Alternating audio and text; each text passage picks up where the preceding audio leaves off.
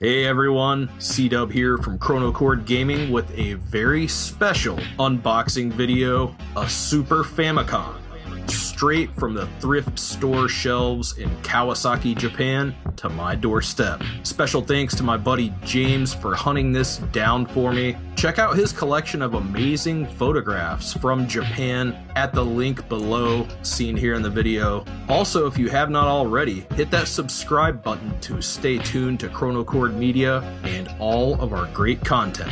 Now, let's get to the unboxing. There it is, the Super Famicom. I love this box art, and the multicolored Super Famicom logo is really cool. The biggest thing that you'll notice compared to the North American Super Nintendo is the absence of the pink and purple color scheme, which you see on the A, B, X, and Y buttons on the controllers, and also on the system itself. The original price sticker is on the side of this box too, which I thought was super cool. 15,800 yen, or about $130 in today's money. The controllers are originals, and they have that nice broken in feeling that you wouldn't get with a reproduction. Again, note the green, yellow, red, blue buttons, something we didn't see on systems of that era, and a design trait that is still used today on gaming consoles. It must be noted that the original Super Famicom controllers are very short, so if you plan on setting this up and playing from a distance, pick up some controller extension adapters online.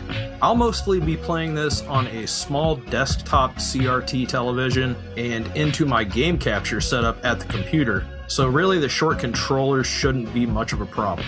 Here is the RCA cable, also an original part by Nintendo. The North American Super Nintendo release was packaged with a coax cable for the connection. You know, those ones you had to screw into the back of the TV? I always hated those stupid things. This will be much easier than that to hook up. And this RCA cable also apparently works for the GameCube, which I realized upon comparing the two. Here's the AC adapter, another original part rated at 100 volts and 50/60 hertz. Use cassette with Super Famicom mark only. I don't think I have much of a choice.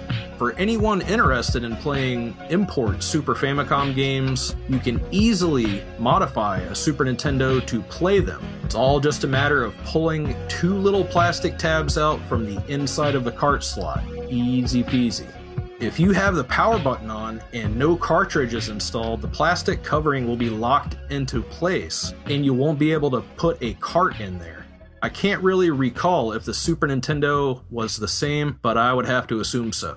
I was very pleased to see that the original system manual in the original bag was still inside. I can't read kanji, hiragana, or katakana just yet, but I did notice this diagram, which shows you how to hook up both the Super Famicom and the original Famicom to your television. Smart inclusion by Nintendo. When's the last time you saw a console include instructions to hook up the previous generation's console as well? I think this has to be a first for me.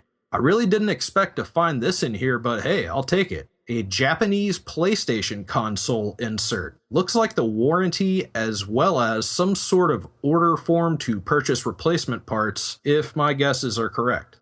Here's the documentation warning users to use the proper outlet with the AC adapter. Apparently there's two of these in here. I wonder if that first one could have been included with the Sony PlayStation, since this green one has the official Nintendo logo on it. I could not, of course, get a console without getting some games too. And here we have one of the best games on the system, Super Mario Kart. Look out for the red shells.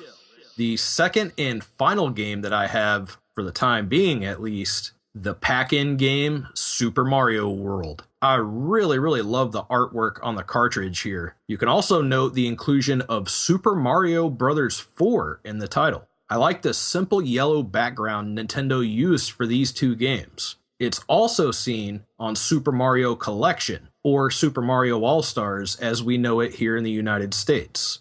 I only have one complaint about Super Famicom games: no top labels. Just like the N64, this makes it kinda hard to just pull one right off a shelf whenever you want to play.